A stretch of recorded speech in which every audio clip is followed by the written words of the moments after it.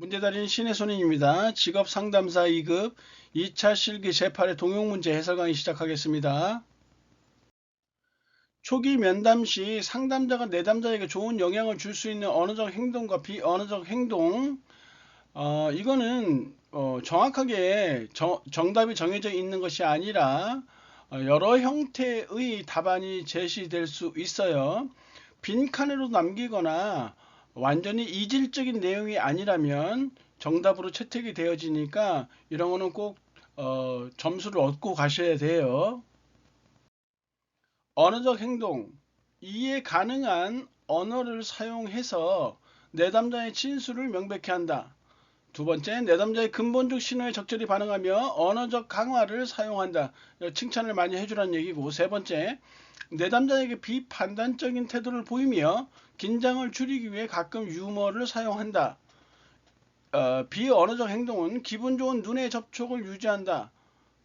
두 번째, 가끔 미소를 지으며 고개를 끄덕인다. 세 번째, 내담자와 유사한 언어의 톤을 사용한다.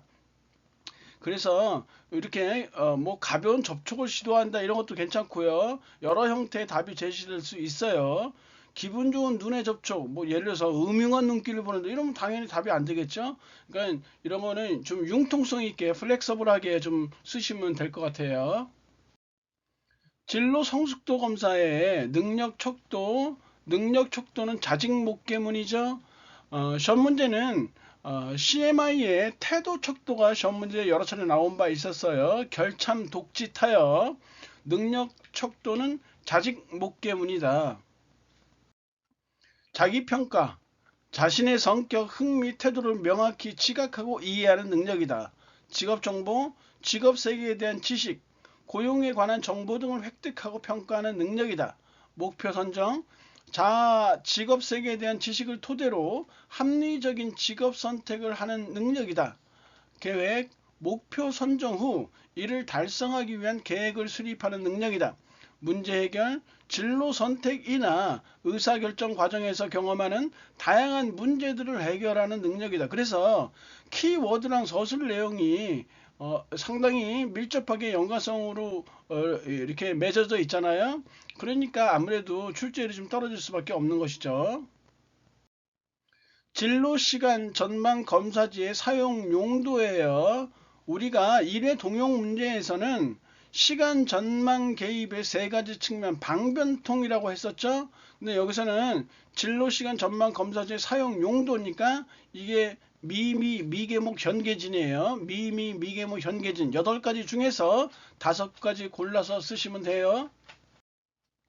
첫 번째, 미래의 방향을 이끌어내기 위해. 두 번째, 미래에 대한 희망을 심어주기 위해. 그래서 요거 두 개 합쳐서 시간 전망 개입의 세 가지 측면 중에 방향성이라고 했었어요. 그 다음에 미래가 실제인 것처럼 느끼도록 하기 위해. 네 번째, 계획에 대한 긍정적 태도를 강화시키기 위해. 다섯 번째, 목표 설정을 촉구하기 위해. 요거 합쳐서 세 개가 변별성이라고 했었고, 그 다음에 여섯 번째가 현계진이잖아요. 현재의 행동을 미래의 결과와 연계시키기 위해, 그 다음에 계획 기법을 연습시키기 위해, 그 다음에 진로 인식을 증진시키기 위해. 요게 바로 통합성에 해당돼요. 그래서 방변통이라고 했었죠. 미래의 방향을 이끌어내기 위해, 미래에 대한 희망을 심어주기 위해, 미래가 실제인 것처럼 느끼도록 하기 위해, 계획에 대한 긍정적 태도를 강화하기 위해, 목표 설정을 촉구하기 위해, 현재의 행동을 미래의 결과와 연계시키기 위해, 계획 기법을 연습시키기 위해, 진로 인식을 증진시키기 위해. 그래서 1회 동용 문제에 보면 방향성에 대해서 미래 지향성을 증진시키기 위해 미래에 대한 낙관적 입장을 구성한다 이렇게 썼는데, 그거 쓰는 거 외우기 좀 버거우시면 그냥 원래 이거 외웠던 것이니까 이거 쓰셔도 돼요. 미래의 방향을 이끌어내고 미래에 대한 희망을 심어주기 위해서이다. 이렇게 쓰시면 끝나는 거죠. 클라인과 바이너가 제시한 특성 요인 이론의 기본적인 가설, 시험 문제 여러 차례 나온 거예요. 인간은 신뢰롭고 타당하게 측정할 수 있는 독특한 특성을 가지고 있다. 직업은 그 직업에서의 성공을 위해 구체적 특성을 개인이 지닐 것을 요구한다. 진로 선택은 다소 직접적인 인지 과정이므로 개인의 특성과 직업의 특성을 짝짓는 것이 가능하다. 네 번째, 개인의 특성과 직업의 요구사항이 서로 밀접한 관계를 맺을수록 직업적 성공의 가능성은 커진다. 첫 번째, 인간은 신뢰롭고 타당하게 측정할 수 있는 독특한 특성을 가지고 있다. 두 번째, 직업은 그 직업에서의 성공을 위해 구체적인 특성을 개인이 지닐 것을 요구한다. 세 번째, 진로 선택은 다소 직접적인 인지 과정이므로 개인의 특성과 직업의 특성을 짝짓는 것이 가능하다. 네 번째, 개인의 특성과 직업의 요구 사항이 서로 밀접한 관계를 맺을수록 직업적 성공의 가능성은 커진다. 5번, 교류 분석 상담 이론에서 상담자가 내담자의 이해를 위해 사용하는 분석 유형 3가지를 쓰시오. 총 4가지가 있어요. 교류 분석 상담 이론이에요. 그래서 구조 분석, 교류 분석, 라켓 및 게임 분석, 각본 분석 또는 생활 각본 분석 이렇게 얘기를 해요. 이 4개 중에서 3개만 쓰시면 되겠죠. 구조 분석은 내담자의 사고, 감정, 행동을 부모자, 성인자와 아동자와 결부시켜 자아 상태에 대한 이해 및 활용을 돕는다. 교류 분석, 두 사람 간의 의사소통 과정에서 나타나는 상보교류, 교차교류, 이면교류를 파악하여 효율적 교류가 이루어지도록 돕는다. 라켓 및 게임 분석은 부적응적이고 비효율적인 라켓 감정과 이를 유발하는 게임을 파악하여 긍정적인 자아 상태로 전환하도록 돕는다. 네 번째, 각본 분석, 내담자의 자율성을 저해하는 자기 제한적 각본 신념을 변화시켜서 효율적 신념으로 대체하도록 돕는다. 구조 분석, 내담자의 사고, 감정, 행동을 부모자, 성인자, 아동자와 결부시켜 자아 상태에 대한 이해 및 활용을 돕는다. 교류 분석, 두 사람 간의 의사소통 과정에서 나타나는 상보, 교차, 이면교류를 파악하여 효율적인 교류가 이루어지도록 돕는다. 라켓 및 게임 분석, 부적응적인 라켓 감정과 이를 유발하는 게임을 파악하여 긍정적인 자아 상태로 전환하도록 돕는다. 각본 분석, 내담자의 자율성을 저해하는 자기 제한적 각본 신념을 변화시켜 효율적인 신념으로 대체하도록 돕는다. 행동주의 상담의 노출 치료법, 실제 노출, 심상 노출, 그 다음에 점진적 노출과 홍수법 이렇게 3가지 쓰시면 돼요. 실제적 노출법은 내담자를 실제 공포 유발 자극에 노출시키는 거예요. 쉽죠? 심상적 노출법이라는 거는 심상이라는 말에서 알 수 있듯이 마음속에요. 내담자에게 공포 유발 자극을 상상하도록 유도한다. 그래서 심상적 노출법이에요. 점진적 노출법과 홍수법은 공포 유발 자극의 강도를 점진적으로 높이거나 한 번에 강한 자극에 노출시키는 거, 이걸 점진적 노출법과 홍수법이라고 해요. 실제적 노출법, 내담자를 실제 공포 유발 자극에 노출시킨다. 심상적 노출법, 내담자에게 공포 유발 자극을 상상하도록 유도한다. 점진적 노출법과 홍수법은 공포 유발 자극의 강도를 점진적으로 높이거나 단번에 강한 자극에 노출시킨다. 직무 스트레스의 조절 변인에 대해서 3가지, 이것도 여러 차례 나왔어요. AB 성격 유형, 직무 수행에 있어서 신속, 경쟁, 완벽함을 추구하는 A형 성격 유형이 느긋함과 차분함을 추구하는 B형보다 스트레스에 취약하다.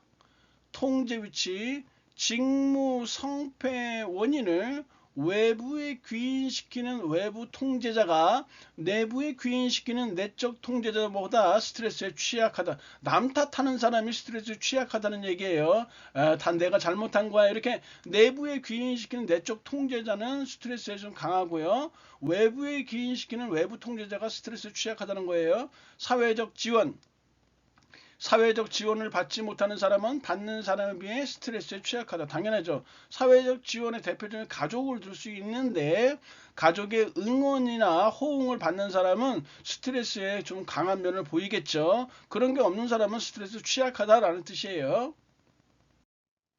심리 검사는 사용 목적에 따라 심리 검사의 분류에 대해서는 수차례 한 바 있고 시험 문제도 무진장 많이 나와요. 오늘은 사용 목적에 따른 분류, 규준 참조 검사냐 준거 참조 검사냐 규상화 했어요. 그래서 규준 참조 검사는 상대평가라고 했었죠. 그렇다면 준거 참조 검사는 절대평가겠죠.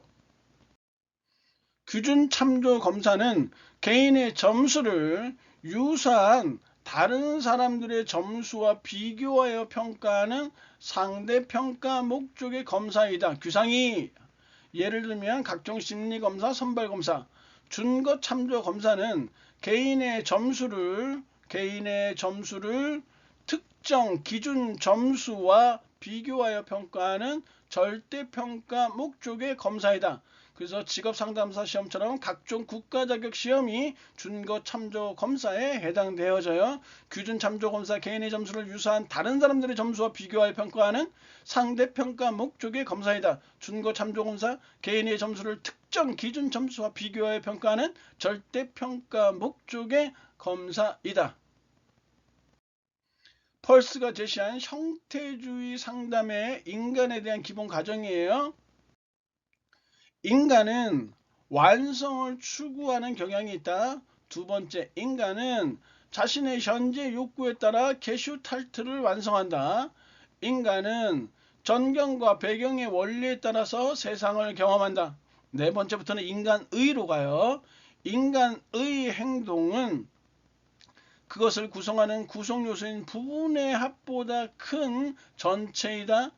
다섯 번째, 인간의 행동은 행동이 일어난 상황과 관련해서 의미 있게 이해될 수 있다. 첫 번째, 인간은 완성을 추구하는 경향이 있다. 두 번째, 인간은 자신의 현재 욕구에 따라 게슈탈트를 완성한다. 세 번째, 인간은 전경과 배경의 원리에 따라 세상을 경험한다. 네 번째, 인간의 행동은 그것을 구성하는 구성요소인 부분의 합보다 큰 전체이다. 인간의 행동은 행동이 일어난 상황과 관련해서 의미 있게 이해될 수 있다. 직무 관련 스트레스 요인, 과제라든지 여러 가지가 있겠죠. 과제 특성, 복잡한 과제는 정보 과부하를 일으켜서 스트레스를 높인다. 당연하겠죠. 역할 갈등, 역할 담당자의 지위와 역할 전달자의 역할 기대가 상충할 때 나타난다. 역할 담당자의 지위와 역할 전달자의 역할 기대가 상충할 때 나타난다. 역할 모호성은 개인의 책임 한계나 직무의 목표가 명확하지 않을 때 나타난다. 개인의 책임 한계나 직무의 목표가 명확하지 않을 때 나타난다. 웩슬러 지능검사에서 동작성 척도, 지필검사뿐만이 아니라 수행검사인 이런 동작성 척도를 포함시킴으로써 얻게 된 장점이요. 언어적, 문화적, 교육적 요인들로 인한 편향 가능성을 극복할 수 있다. 두 번째, 수검자의 문제 해결 전략을 직접 관찰할 수 있다. 세 번째, 수검자의 정서 장애가 검사 수행에 미치는 영향을 파악할 수 있다. 언어적, 문화적, 교육적 요인들로 인한 편향 가능성을 극복할 수 있다. 두 번째, 수검자의 문제 해결 전략을 직접 관찰할 수 있다. 세 번째, 수검자의 정서 장애가 검사 수행에 미치는 영향을 파악할 수 있다. 심리 검사에서 준거 타당도 계수의 크기에 준거 타당도 계수의 크기에 영향을 미치는 요인 세 가지. 표집 오차, 표본이 모집단을 잘 대표하지 못할 경우 표집 오차가 커지겠죠. 그러면 그 결과로 타당도 계수는 낮아진다. 두 번째, 준거 측정치의 신뢰도, 준거 측정치의 신뢰도가 낮으면 검사의 준거 타당도도 낮게 나오겠죠. 준거 측정치의 타당도, 준거 왜곡은 준거 결핍이나 준거 오염을 얘기해요. 즉 준거 오염이나 준거 결핍이 준거 측정치 타당도에 영향을 미치면 준거 타당도는 낮아진다. 표지오차, 표본이 모집단을 잘 대표하지 못할 경우 표지오차가 커지고 그 결과 타당도 계수가 낮아진다. 준거 측정치의 신뢰도, 준거 측정치의 신뢰도가 낮으면 검사의 준거 타당도도 낮아진다. 준거 측정치의 타당도는 준거 왜곡이 준거 측정치 타당도에 영향을 미치며 준거 타당도는 낮아진다. 13번 한국직업사전에서 부가직업정보 정육숙직 짝짝짝 자유간조 표표표 했었죠. 거기에 정규교육, 숙련기간, 작업 강도의 의미를 설명하시오. 정규교육은 해당 직업의 직무를 수행하는 데 있어서 필요한 일반적인 정규교육 수준을 의미하는 것으로 해당 직업 종사자의 평균 학력을 나타내는 것은 아니다.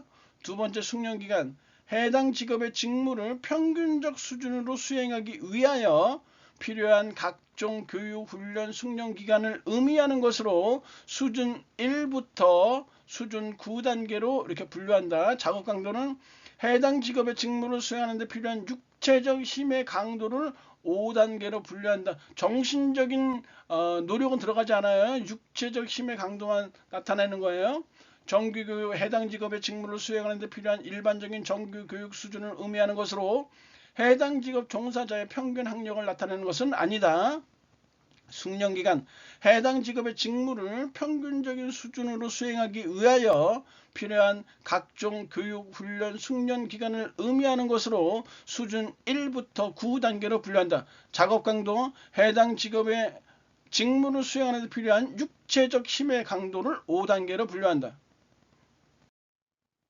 한국표준산업분류에서 산업, 산업활동, 그리고 산업활동의 범위를 각각 설명하시오. 산업은 유사한 성질을 갖는 산업활동에 주로 종사하는 생산 단위의 집합이에요. 생산 단위의 집합이 산업이에요.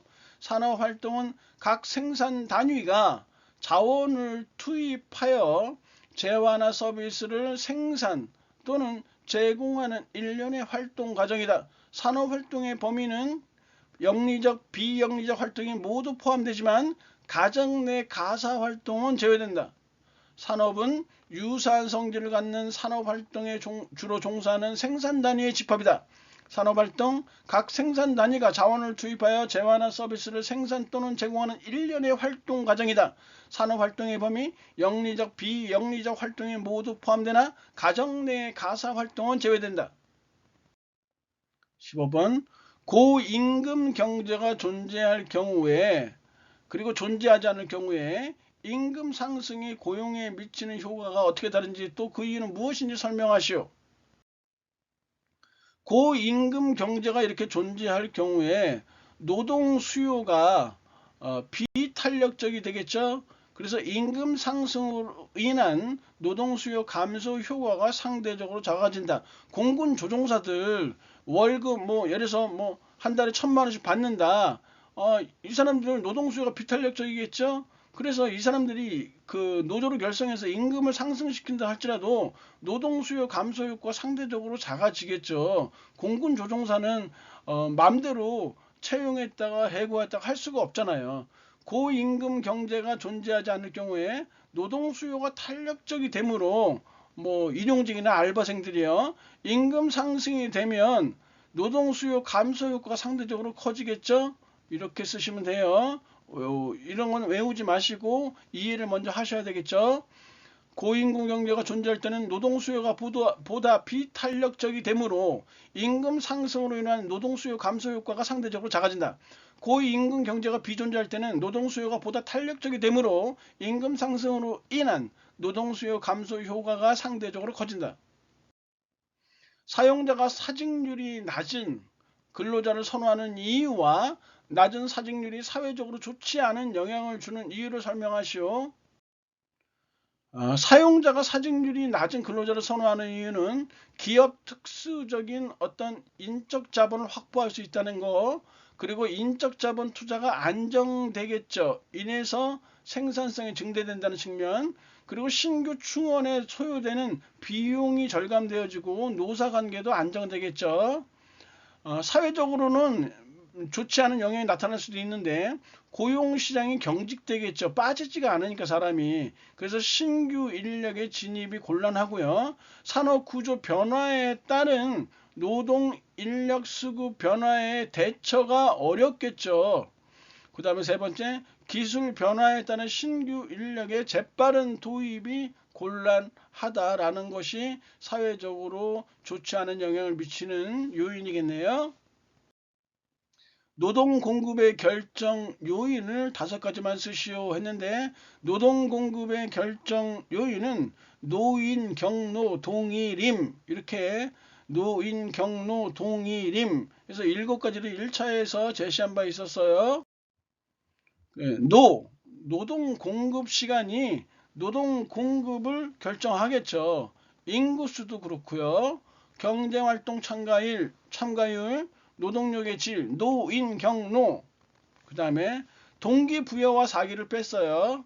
그리고 5번째, 일에 대한 노력의 강도, 그리고 임금 지불 방식, 노인 경로, 동일임, 이렇게 7가지 알아두시고 6가지만 쓰시면 되죠. 5가지만 쓰랬으니까 이 중에 7가지 중에 5개 외우기 편한 거 쓰시면 돼요. 취업자가 400만 명, 실업자 20만 명, 비경제활동 200만 명일 때 경제활동 참가율을 구하시오. 우리가 원하는 건 경제활동 참가율이에요. 경제활동 참가율이라는 거는 경제활동 참가율은 15세 이상의 인구수, 15세 이상의 인구수 분의 경제활동 인구수 비율이니까 곱하기 100 하면 이렇게 끝나는 것이죠. 이렇게.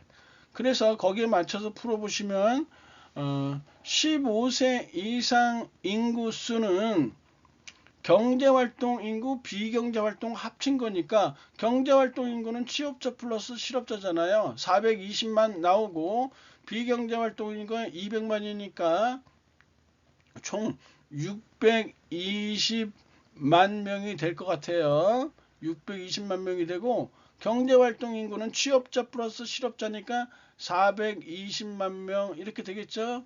여기에 곱하기 100만 하시면 경제활동 참가율이 나와요. 계산기 두드리시면 소수점 둘째 자리에서 반올림하라고 했으니까 67.7% 이렇게 나오고 답안을 쓰실 때는 그러므로 경제활동 참가율은 67.7%이다 이렇게 쓰시면 돼요. 그리고 여기서 좀 친절하게 하면 소수점 둘째 자리에서 반올림했다라는 것도 이렇게 써주시면 완벽한 답이 되겠죠.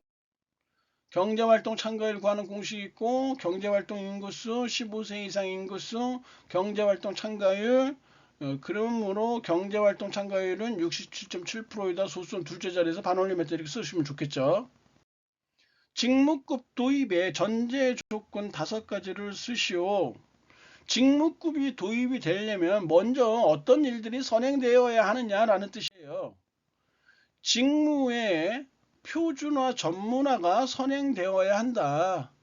2번째, 직무 가치에 대한 객관적 평가가 이루어져야 한다. 직무급에 대한 노사의 합리적인 인식이 먼저 선행되어야 하고 인사와 노무 관리에 대한 발전이 있어야 되고 노동 이동에 대한 자유로움이 있어야 한다. 직무의 표준화 전문화의 선행이 있어야 하고 직무 가치의 객관적 평가 3번째 직무급에 대한 노사의 합리적 인식 4번째 인사와 노무관리의 발전 5번째 노동 이동의 자유로움이 있어야 한다. 행동주의 상담의 모델링 기법 5가지 교촉 동부럭 이렇게 했어요. 교촉 동불억 이렇게 했단 말이죠. 이거 쓰시고 설명하시면 돼요. 교촉 동부록의 교예요. 교수, 가르치기라는 거예요. 적응적 행동이 어떤 것인지 가르칠 수 있다. 촉진하기, 촉발하기 이런 거. 적응적 행동을 실제 행하도록 촉진할 수 있다. 동기부여하기. 적응적 행동을 하려는 동기를 강화시킬 수 있다. 불안 감소시키기. 내담자가 두려워하는 행동을 하는 모델을 관찰하게 함으로써 불안을 감소시킬 수 있다. 뭐 술 먹고 행패 부리는 사람만 보면 무서워하는 사람이 있어.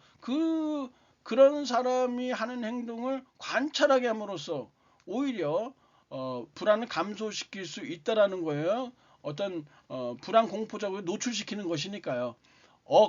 억제하기요. 문제 행동을 하지 않도록 단념시킬 수 있다. 교촉동물원 교수 가르치기 적응적 행동이 어떤 것인지 가르칠 수 있다. 촉진 적응적 행동을 실제 행하도록 촉진할 수 있다. 동기부여하기 적응적 행동을 하려는 동기를 강화시킬 수 있다. 불안 감소시키기 내담자가 두려워하는 행동을 하는 모델을 관찰하게 함으로써 불안을 감소시킬 수 있다. 억제하기 문제 행동을 하지 않도록 단념시킬 수 있다. 강의 들으려 고생하셨고요. 다음 시간에 뵙겠습니다. 감사합니다.